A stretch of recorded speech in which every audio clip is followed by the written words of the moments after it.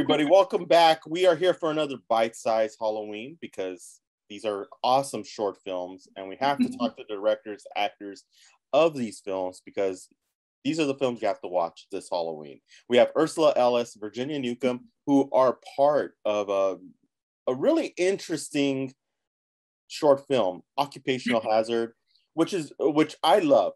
I'm going to say it right now. I love because I always love the horror that it's based and stemmed in some type of reality. And with this, dealing with the issues, I'll let you talk about it, Ursulla.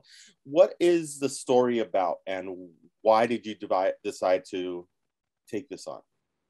Yeah, so the short follows a coal miner named Diana. She's just been in an accident in the mines and she was exposed to this mysterious otherworldly kind of gas.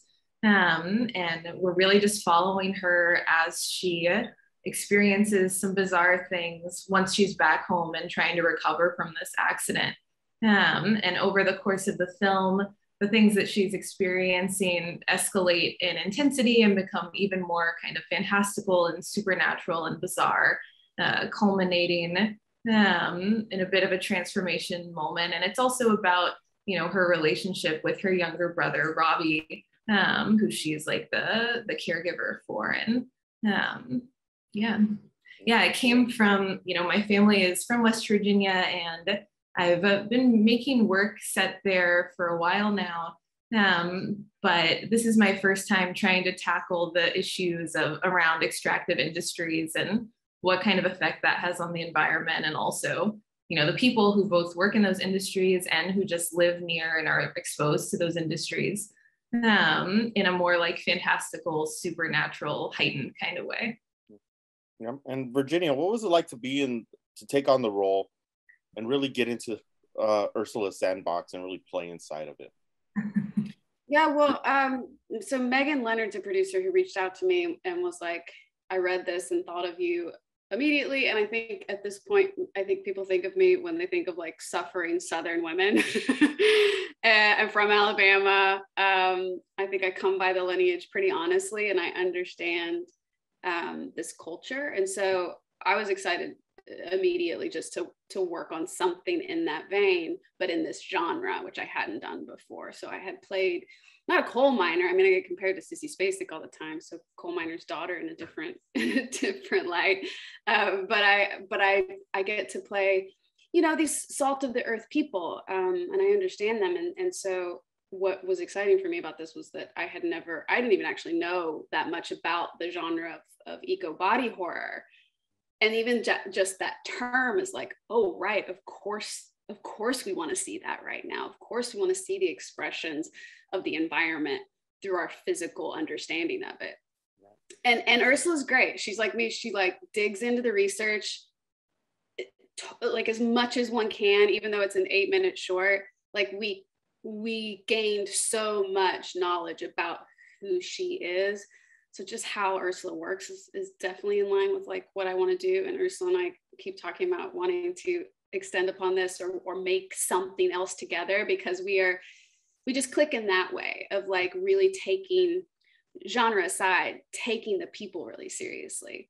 And so, yeah, it was like I think you share that moment too, where it's like, oh, it's an 8-minute short. Yeah, we did a percentage of what we wanted to do, but that hunger and that passion to like really get in and dig into the dirt, so to speak, is something that Ursulla does really fluidly and totally how I love the work. And Ursulla, this is the one thing that I love about all these bite-sized Halloweens is that you could see what could be coming in the future, like an expansion of what this one movie has started off, because it lends off pretty much wondering, and leaving the audience wondering, like, what happens? Is this something that will affect the whole town, is this something that's going to spread? And you could see that for the future, a future film, or maybe some other thing that you tackle.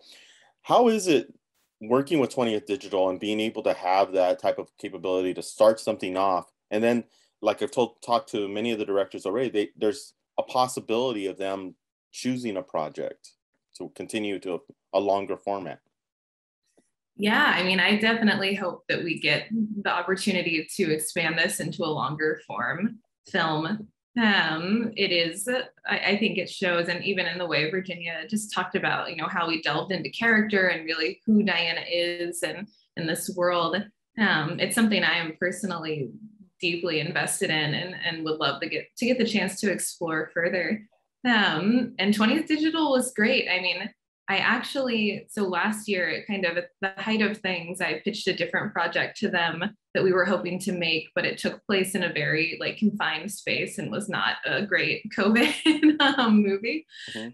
So this year, when I got the chance to pitch to them again, and you know, kind of I actually pitched a similar story last year, but I think something that was also really big for me is at the start of the pandemic, there were all of these articles about how coal miners in Appalachia were especially vulnerable to COVID, of course, because they're already being exposed to all of these other like environmental toxins in the workplace. And so that idea really became more refined as kind of the pandemic went on. And, you know, folks in West Virginia, a lot of people in my family got sick and were dealing with COVID, some of whom who worked in coal previously. And so it was cool to like have that idea last year, but then also really refine it and on my own, and then bring it to 20th Digital and have them really respond and be like, oh yeah, like this has come a long way and is in a great place, and let's make this together. And what was really special to me was just how much they were on board for shooting in West Virginia.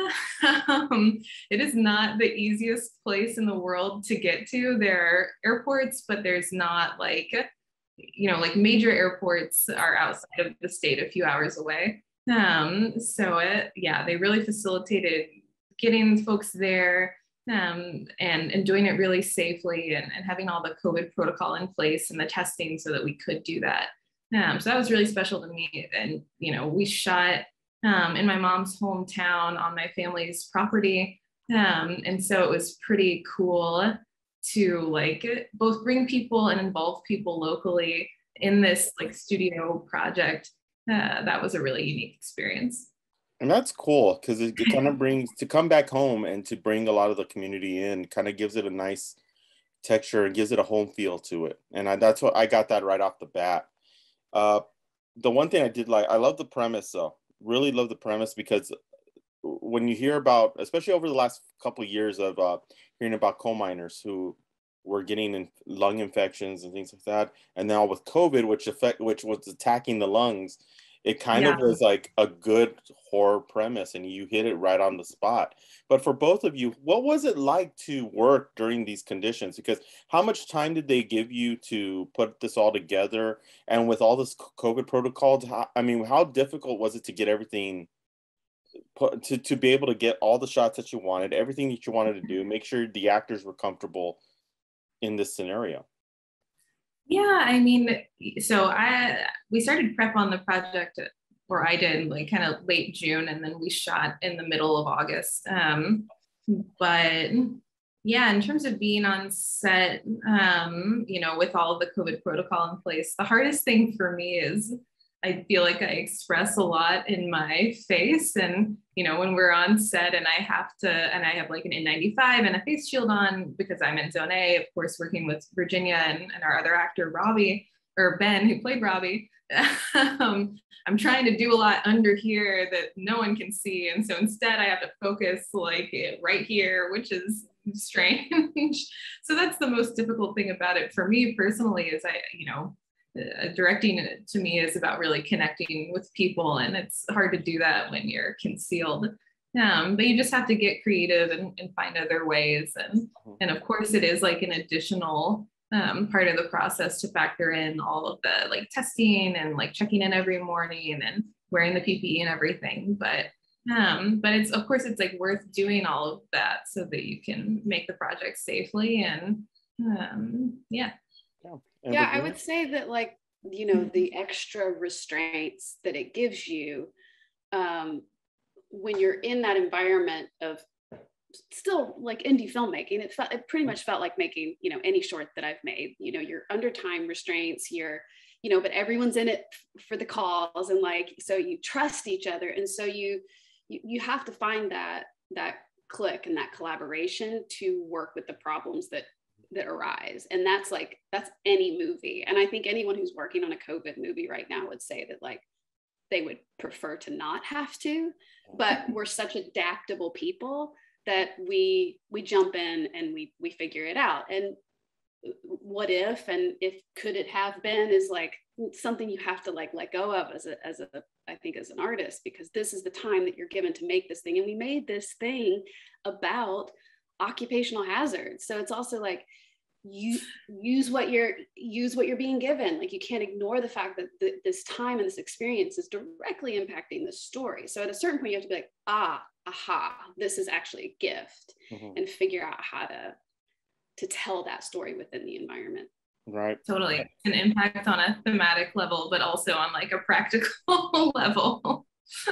Right. And Virginia, I was a lot of the prosthetics, because the prosthetics are very well done. Like for a short film, limited. I don't think you had an outrageous budget, but you had like a limited budget. But it was so well done with acting with the prosthetics and having to work with it. How was it? Because they were so intricate and so well done. That's why.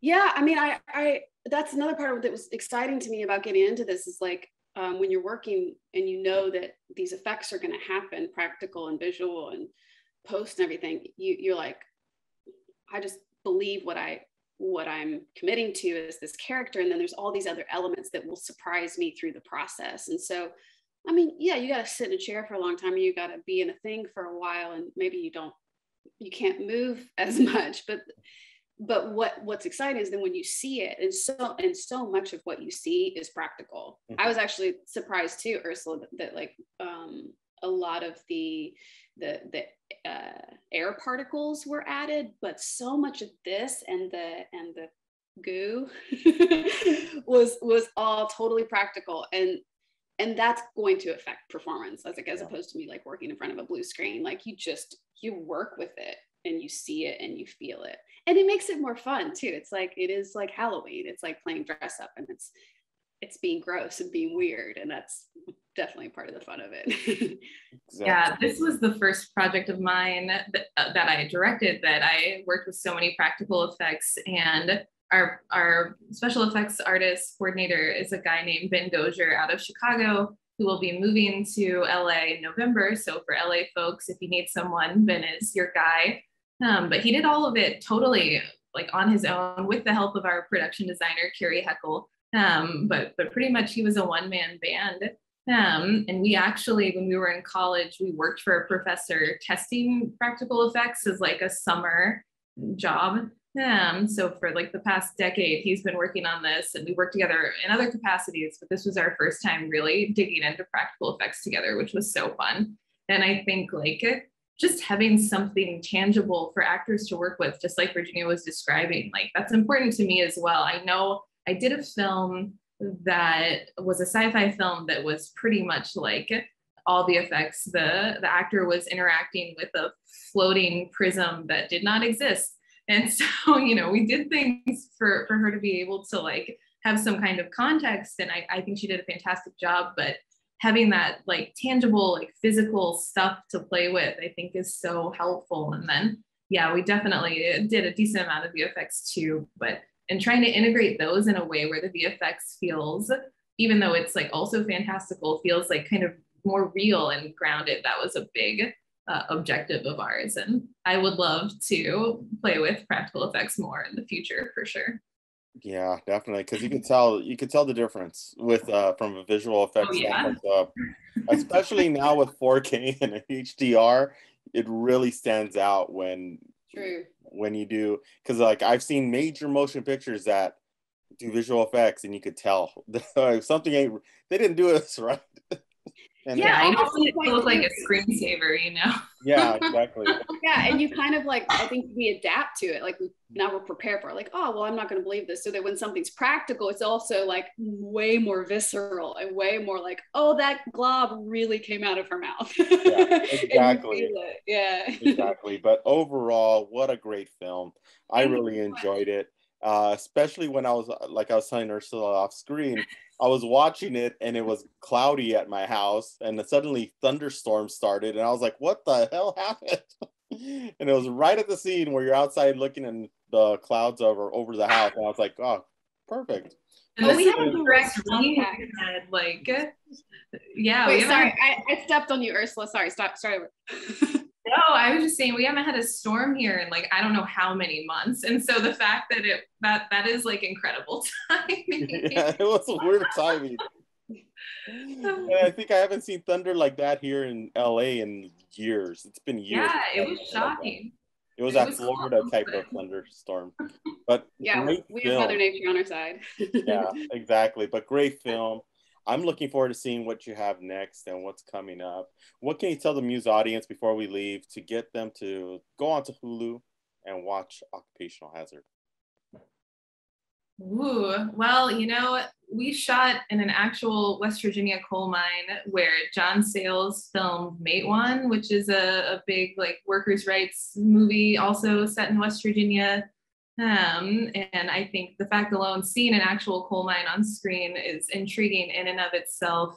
But I think really, you know, what struck me so much about shooting there and making this film is just like going down into the earth like that is like going into another world. And it's totally unlike anything I've ever experienced as a filmmaker. And I think that there's a reflection of that in the film that we made. And it just had a lot of heart. You know, we all came together to tell this story that deals with a lot of themes that matter to me and a lot of people. And in a time where environmental concerns are really at the forefront, and also concerns about people's health and safety, trying to get at those themes in a way that's like fun and also like really heightened and strange and escalates in a cool way. Yeah, I hope people are intrigued by that. But thank you both so much for being a part of MUSE TV and talking about your short film. If you want to see it, we're going to put on the description a link so you could actually click on the link and go watch it through Hulu. Also, too, we're going to have this on our brand new as a teaser for MUSE TV Network. So stay tuned for that. Thank you so much. And I look forward to talking with you soon for your next project.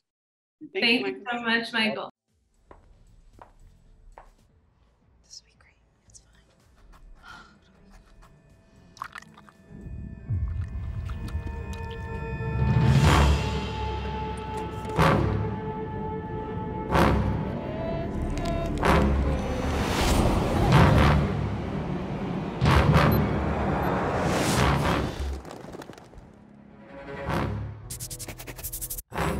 Ran out of bandages. My face is melting off of my face.